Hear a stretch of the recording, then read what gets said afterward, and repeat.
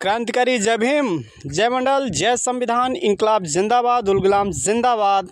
आप सभी को जय जोहार करते हुए मैं अजय मोहन कुशवाहा यूट्यूब प्लेटफॉर्म भाई Ajay Mohan Kushwaha one nation one education channel के माध्यम से सभी सम्मानित बहुजनों को तहे दिल से क्रांतिकारी जय भीम। और आप सभी बहुजन समाज के लोगों से यह निवेदन करूंगा, अगर आपने चैनल को नहीं सब्सक्राइब किया है तो आपने कुछ नहीं किया है। अगर हमारे विचार सुनते हैं तो ढेर सारा शेयर करें और लोगों के माध्यम से सपोर्ट भी देने का काम करें और चैनल को ज़रूर सब्सक्राइब करें। साथियों, आज मैं बात करूंगा इस देश के पाखंड और आडंबर पर। जैसा कि आज आप लोग पूरे मीडिया में देख रहे हैं कि हाथरस में एक कांड हुआ था, बलात्कार कांड, और दूसरा सबसे बड़ा, उससे भी बड़ा कांड आज इस पाखंड, इस धर्म, इस मजहब के पीछे कई 100 लोगों की बाबाओं द्वारा हत्या। आप सोचिए, नए नए बाबा धर्म और मजहब को लेकर के इस देश की सीधी साधी जनता को आडंबर और पाखंड में लिप्त करके उनको बहकाने का काम कर रही है, उनके फ़ायदा को उठाने का काम कर रही है। और यह भारत की जो सिविलाइजेशन है, जो सभ्यता है, इस सभ्यता के पीछे सबसे बड़ा कोई कारण है, सबसे बड़ा कोई दोषी है तो जो भी सरकारें बीत गईं और जो भी सरकारें इस समय हैं। क्यों?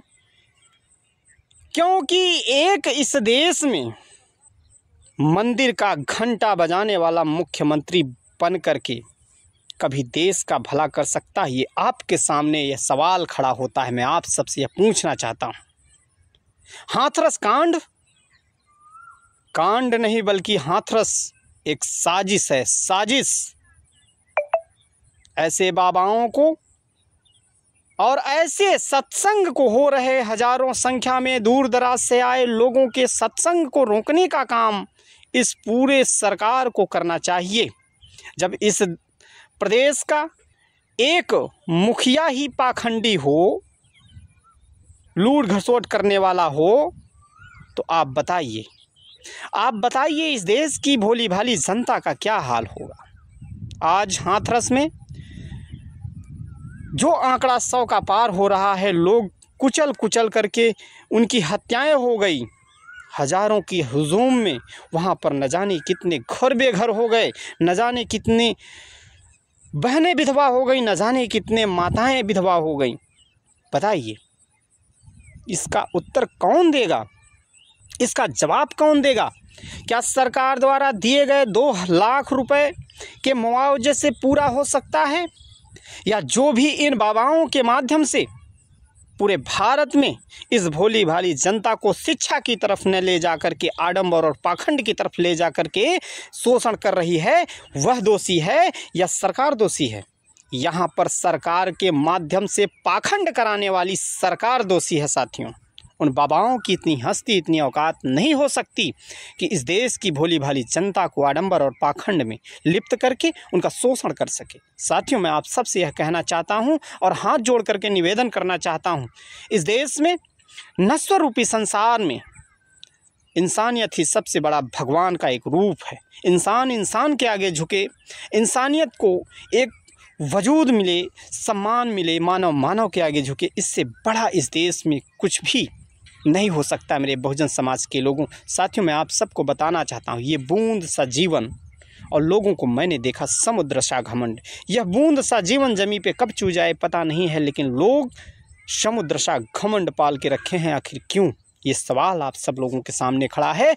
और हाथरस इत सत्संग रूपी कांड से इस पूरे भारत के ही लोगों को नहीं, पूरे विश्व को सीख ले लेना चाहिए। आप चले जाइए जो विकसित देश हैं, वहाँ पर सबसे ज़्यादा नास्तिक लोग पाए जाते हैं, भगवान को नहीं मानने लोग हैं 0% है।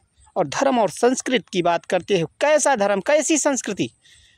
आज कौन से इस हाथरस कांड के पीछे बाबाओं के सत्संग में कौन से भगवान ने उतर करके उन निर्दोष लोगों को बचाने का काम किया? किसी भगवान ने बचाया क्या? किसी ने नहीं बचाया। अगर आज भी आप लोग नहीं सीख लेंगे तो कभी सीख नहीं ले सकते। इसीलिए मैंने आप लोगों से कहा, पाखंडी और आडंबरवादी मत बनिए। एक रोटी कम खाइए, अपने बच्चों को पढ़ाने का काम करिए और यह आवाज़ उठाइए कि अगर एक विधायक का लड़का विदेशों में, फॉरेन कंट्रियों में जाके पढ़ सकता है तो एक गरीब किसान मजदूर के बच्चों का भी यही अधिकार दो। और पढ़ाई तो आपका बच्चा तो पढ़ ले रहा है, लेकिन जागरूकता वाली पढ़ाई नहीं पढ़ पा रहा है।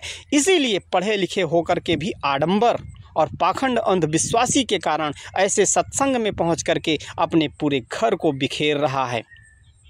इसलिए मैं चाहूँगा कि वर्तमान की जो सरकार है, इस पूरे प्रकरणों को विशेष टीम के माध्यम से पूरे भारत में हो रहे पाखंड के खिलाफ उलगुलाम करे और ऐसे बाबाओं के ऊपर नकेल चढ़ाए, तभी इस देश का भला हो सकता है। साथियों, मेरा विचार अच्छा लगे तो आप इस हाथरस कांड को एक पूरे भारत में सीख देने के लिए आप लोग ज़रूर शेयर करिएगा। क्रांतिकारी जय भीम, जय मंडल, जय संविधान, इंकलाब जिंदाबाद।